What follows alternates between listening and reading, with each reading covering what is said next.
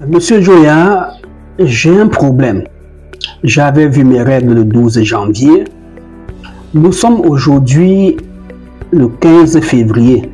Plus d'un mois et mes règles ne sont pas venues.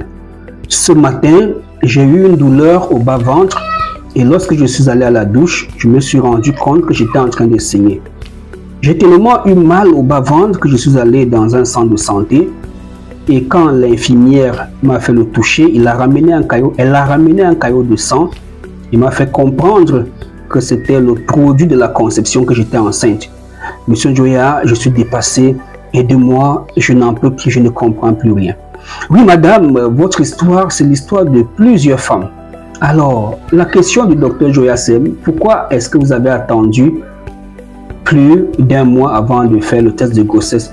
Non, monsieur Joya, je voulais laisser même 1 ou 2 semaines avant de faire le test de grossesse parce que vraiment je croyais que non, erreur madame. Alors, mesdames et messieurs, le thème c'est quand est-ce que débute effectivement une grossesse? Sachez que une fois les rapports sexuels consommés lors de votre période de fécondité, si le spermatozoïde rencontre l'ovule dans les 3 heures 4 de temps qui suivent, c'est le début de la grossesse. D'accord? Vous êtes en voyage, vous faites des rapports sexuels, le préservatif éclate ou bien vous le faites sciemment.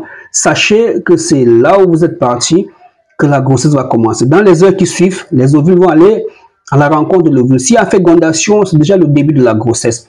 Ce phénomène peut prendre 5 jours. Donc, sachez qu'en rentrant de votre voyage, vous portez déjà dans votre corps un œuf fécondé, devenu embryon ou encore à l'état d'œuf qui se balade dans votre corps. À la fin du mois, à la date des règles, lorsque vous ne verrez pas vos règles et que le lendemain, vous allez faire un test de grossesse, s'il est positif, vous avez dans votre corps un enfant qui est là depuis 2 semaines, ou qui est là depuis 3 semaines.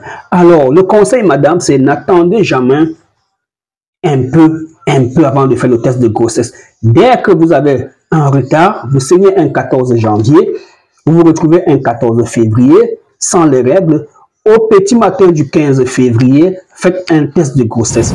S'il est positif, il faut une assistance à ce bébé qui vient là. Sachez que vous êtes à la recherche d'un enfant, la grossesse ne vient pas naturellement ou facilement chez vous. Alors, dès que le test de grossesse est positif, à l'hôpital, nous allons prescrire de l'utrogestance, c'est la progestérone en retard.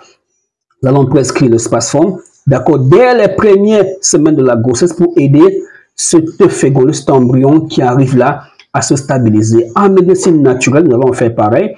Lorsque vous venez chez nous prendre les remèdes, on vous pose la question, quelle était votre dernière date de règles? Vous dites par exemple le 15, on dit, wow, nous sommes le 16 aujourd'hui, il y a un problème. Oui, effectivement, monsieur Joya, avez-vous fait un test de grossesse? Pas encore. Qu'est-ce que vous attendez? Faites un test de grossesse. D'accord, docteur, je le fais. Donc, le test de grossesse est positif. Venez rapidement, madame. Prenez ce remède, prenez celui-ci. D'accord, consommez de cette manière. Allez en pharmacie, achetez Spasfon, achetez Utrogestan. Revenez, nous allons vous montrer comment les utiliser à bien escient. Mesdames et messieurs, sachez donc que la grossesse entre le jour, les heures, les 3 jours qui suivent le rapport sexuel. Donc, n'attendez plus longtemps avant de faire le test de grossesse. Il faut venir parfois en aide à ce petit être humain qui est déjà dans votre corps, qui cherche à se positionner.